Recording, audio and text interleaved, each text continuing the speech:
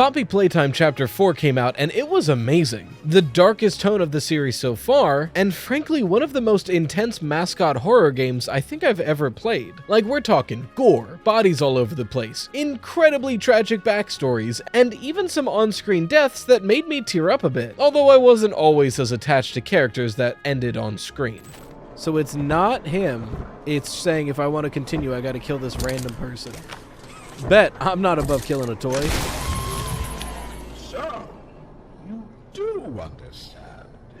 Good. Bet. Was I supposed to care? Let's see which of But I'm sure that after playing this game, a good amount of you were a little confused as to what's going on and where the series is heading, or at least what any of this means. And that's what I'm here today to explain. I'll be going over what actually happened over the course of Chapter 4, how we got here in the first place, what major lore reveals there were, and where we're going next in the franchise. So without any further ado, slices, put on your aprons, and let's bake ourselves a theory. So what actually happened? Well, at the end of Chapter 3, we had just redirected the red smoke from the playcare down into the prison and the rest of the Playtime Co. facility. Kissy Missy sent Poppy and us down into the prison since the control was outside the lift, but on the way down she got attacked off screen. So when we made it to the bottom, Poppy left us to go back up and look for Kissy. We instead proceed to the prison alone. We very soon encounter the doctor over this TV, Dr. Harley Sawyer. He's the man who's behind the creation of the Bigger Bodies initiative, the program Playtime Co. was secretly running to turn people into toys. The initial premise was to make workers that could work forever and need very little sustenance to be alive. But throughout the chapter, we learned that there was another, more important part of this plan, something I think is eternal life. But that gets into speculation. While in the prison, the doctor sicks his most loyal creation after us, Yarnaby. Even in its creation, it lacked higher cognitive function, but it was always fiercely loyal to the doctor, and he exploited and abused that fact. We avoid Yarnaby with the help of a new ally, Doey the Dough Man, who not only helps us get away from Yarnaby, but directly saves us from Pianosaurus, brutally killing him in front of us, but you know, he is saving us. He leads us to Safe Haven. When the prison was initially built, they also built a safe house, a place that they could sleep that was disconnected from the rest of the facility, even having its own defenses and power generator. It was built so that if anything ever went totally wrong, the staff members would have a safe place to hole up in. But since the toys have taken over, the more sane ones have taken refuge in Safe Haven, protecting themselves from the prototype and the doctor. Inside Safe Haven, Poppy and Doey discuss the next steps they should take, as well as the state of everything in the prison. We learn that the prototype and the doctor are working together, hunting and starving the toys that are down here and experimenting on the ones they can catch, including alive orphans that are somehow still in the laboratory. Poppy says they're asleep, so I assume they're in some kind of cryostasis. After all, it's been several years since they've been trapped down there. Poppy wants to rescue those orphans, and then once they're safe, blow up the entire facility, burying everything that was involved with the Bigger Bodies initiative to the ground, including all of the toys. Doey understands and empathizes with that plan, but he thinks that they should save the sentient toys and allow them to escape as well. Regardless, in Safe Haven, their generator is failing, and to access it to fix it, they need something called an Omni Hand. It's sort of a key/battery/master tool that all of the executives used. They believe that the doctor is using an Omni Hand to control the prison facility. So no matter what, if we're going to side with Poppy or Doey, we still need that Omni Hand. So we go to confront the doctor. On the way, we encounter Yarnaby again, and during a chase sequence, he gets strung up by this chain over a fiery pit and burns to his death, which is a shame because Yarnaby is really cute. We make it further in and eventually find the true nature of Dr. Sawyer. In life, he apparently went too far with the Bigger Bodies initiative, seeking progress over everything else and being flippant with getting caught. The other executives didn't like how he was running these experiments, but they still needed his knowledge and intellect, so they decided to turn him into a bigger body, or rather bigger body parts. They split his lungs, intestines, and brain into 3 separate containers and kept his consciousness alive through that. That way they could continue the experiments but force him to give them information when they needed it. But during the Hour of Joy, he tricked the warden into giving him his Omni Hand to help him get out, and ever since then the doctor had been running the prison entirely, connecting himself to the security systems. It's while he was connected to the prison security system that he began working for the prototype, giving him materials for whatever experiments the prototype is doing down there. We're not sure exactly what those experiments are, but we now know what the actual relationship between the prototype and the doctor is. The prototype is frustrated, having trouble finishing the experiments that the humans never could, and the doctor wants to help but is locked in the prison because the prototype doesn't trust him to enter the laboratory. Smartly so by the prototype, as Dr. Harley Sawyer would likely try to take everything over and put the prototype back in a cell. For the record, my guess is that the true goal of these experiments and what the prototype is trying to replicate right now is the scientific creation of human life. Right now, they're able to take somebody and turn them into a toy. My thought is that what their final experiment is going to be is to take a toy and turn it into a person, or take an old person and turn them into a younger person, essentially scientifically creating life. And I think the prototype is trying to figure that out so they can escape the facility and reintegrate into society. Tangent aside, we track down and destroy all the pieces of the doctor. All the while, he tries to manipulate us into not trusting Poppy, letting us know that she was involved in the Hour of Joy, the time where every toy in the facility rebelled and killed all the adult staff workers so they could be free. But they couldn't leave the facility and instead were now alone and starving. They traded one hell for another. After defeating the doctor, we receive the Omni Hand, and we take it back to Safe Haven to repair the generator. While doing so, Ollie warns us that the prototype is outside and about to attack, so Doey goes to stall the prototype so we can repair the generator. We do so before Doey gets back, and Poppy directs us to go to the foundation of the factory and prepare it to explode. The plan is to fill it with red smoke and line it with explosive charges, so that once the orphans are out, we can light the bombs and explode the entire facility. We do so and leave the foundation, but then we run into Doey, who's still in the tunnels. He warns us that he'd lost track of the prototype, and it's in that moment that Safe Haven explodes. We rush back to find that the prototype had taken the explosives and moved them to Safe Haven, exploding and killing all of the sentient toys that were living there. This tragedy is too much for Doey. Throughout the chapter, we've learned a lot about Doey the Doughman and what person is inside of him, but more accurately, we've learned which people are inside of him, as we learn that Doey was actually 3 children turned into one toy, namely Jack, the boy who falls in the vat of dough at the beginning of the chapter in that video, Matt, a 15-year-old at the playcare who was supremely kind and many kids looked up to as a leader, and Kevin, a problem child with a mean and aggressive streak who was incredibly agile and strong. Their personalities pretty much merged into one person, but this tragedy pushed Doey too far and fragmented their psyche into pieces. The result is this monstrosity, with all 3 psyches trying to take over control of the body. We run to try and escape, but this broken Doey gives chase, and we have to end him to save ourselves. We then meet up with Poppy and Kissy. Poppy doesn't understand what's going on, and is convinced that we betrayed her instead of something going wrong. But before she can yell at us too much, Ollie calls and clears everything up, making the reveal that many fans already speculated, that Ollie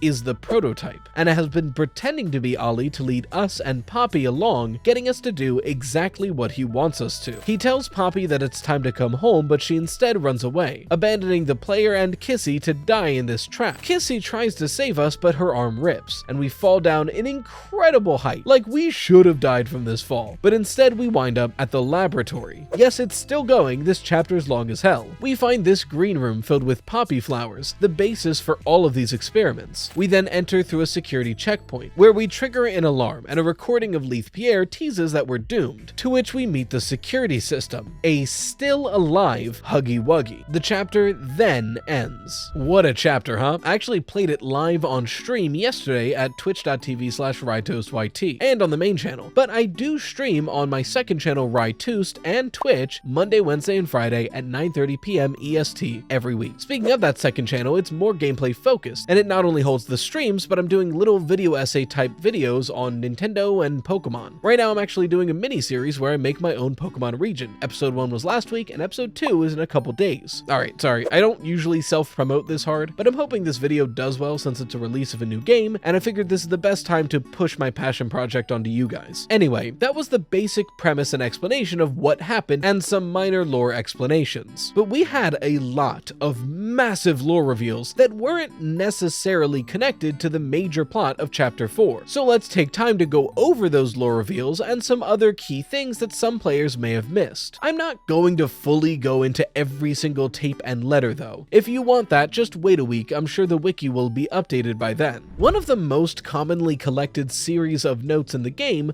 are Riley's journals that we get at the very beginning, but some players may have missed that we have met Riley in this chapter, or at least Riley's corpse. The last note of Riley's journal details that she wants to take the key to the train that leads to the prison and hide it so nobody else ever has to go there again. And wouldn't you know, when we find the key to the train, it's hidden in a high up room by a corpse. That's Riley. She's holding onto the key to this day. And can we just talk about how messed up this model is? I wasn't kidding when I said Mob Entertainment locked the hell in for this chapter. We now know that either through the experimentation itself or trauma, some toys have some or all of their cognitive function and other toys don't. The ones that do have cognitive function and remember their lives refer to the ones who don't as rabid. And looking at how they act, rabid is an apt word to use. I mentioned this earlier, but as many people theorized, Ollie is indeed the prototype, who's pretending to be someone else in order to trick us to doing what he wants. And I'll be honest, I'm not going to change history here. I had been so against the theory of Ollie being the prototype. I thought it was too obvious and that it was setting up a double blind, where we would think that Ollie is the prototype, but he actually isn't, and we'd meet the prototype later. But no, I was just wrong. We just all guessed it correctly. We also now know that Poppy not only knew about the Hour of Joy, but was actively involved in the decision to have it happen. Although she thought that they could all escape after the Hour of Joy, whereas the prototype explained after the fact that they still couldn't leave the facility. We also got a huge confirmation as to the identity of Poppy. Many fans speculated that Poppy was Elliot Ludwig's late daughter, and this chapter finally confirmed that fact. In this incredibly hard to get tape, we hear Poppy say this: "I wish you were here, Dad. I could really use one of your talks right about now. You'd know what to say. When you were running this place, you always knew what to say." And the original head of the factory was Elliot Ludwig. But this also, in a way, goes against a very common theory. Well, it forms a sort of a schism around the prototype being Elliot Ludwig. By the time the prototype exists, Poppy is mourning her father and wishing that he were still here, which in a way says that the prototype isn't her father, because if it is, then she could just talk to the prototype. But if that's the case, it's strange how the prototype keeps referring to the both of them, comparing them, saying that they're the same, and telling Poppy to come home, as a father would to his daughter. So maybe Poppy doesn't know the prototype is Elliot Ludwig, or the prototype is just convinced that he is. Or maybe she doesn't see him as a father at all anymore. But even if Poppy doesn't see the prototype as her father, the prototype does see Poppy as a sort of daughter figure. So we'll have to see what's going on in Chapter 5, but it's interesting that this chapter gives evidence for and against this theory simultaneously. But speaking of major identities, we got some clarification and context for some of the documents in the ARG in the lead up to Chapter 4, specifically those around Dr. Harley Sawyer. We now know that Harley Sawyer was chosen to be in the Young Geniuses program,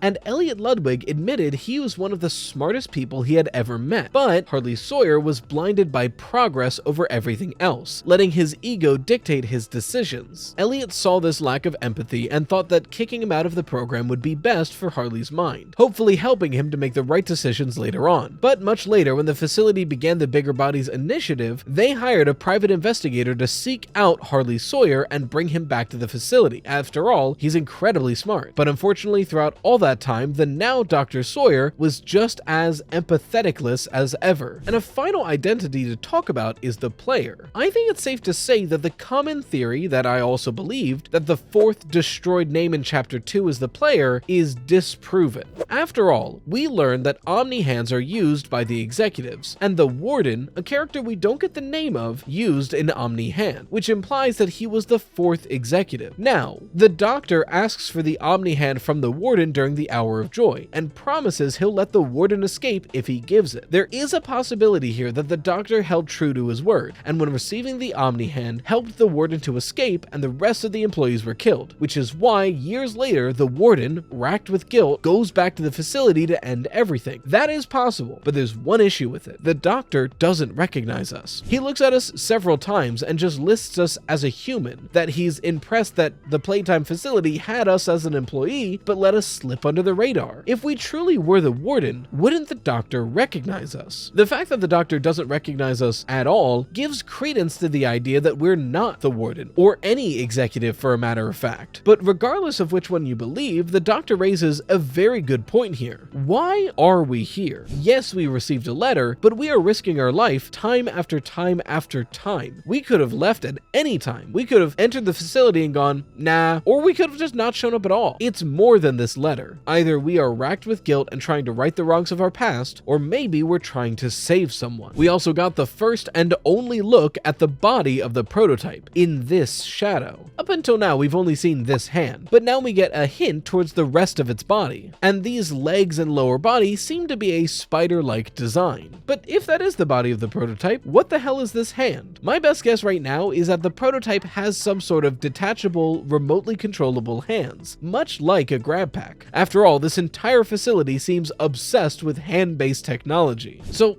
all of this lore and plot aside, what's coming next for Poppy Playtime? What does this chapter tell us about the future of the series? Well, for one, I think my theory that there'd be 6 chapters of this game is pretty unlikely at this point. After all, most indie horror games do go for a 5-chapter structure, and there's only one major antagonist left. I assumed this chapter was going to be versus Yarnaby, the next chapter would be versus the prototype, and the last one would be versus the doctor. But we took out not only Yarnaby, but the doctor in this chapter alone. So all that's left is the prototype. Unless Poppy goes full evil for some reason next chapter, and she becomes the main antagonist of the whole series, I don't see a likelihood for a 6th chapter. But speaking of the final chapter, we have an interesting point here. It seems pretty straightforward right now, that the prototype is doing experiments in the lab and has these frozen children, and we need to go down there, rescue the children, kill the prototype, and explode the factory. This is all really straightforward. So we have one of 2 options here. Either Poppy Playtime isn't trying to be that cryptic, and that is just what's going to happen, or this is setting up for one final twist. What could that twist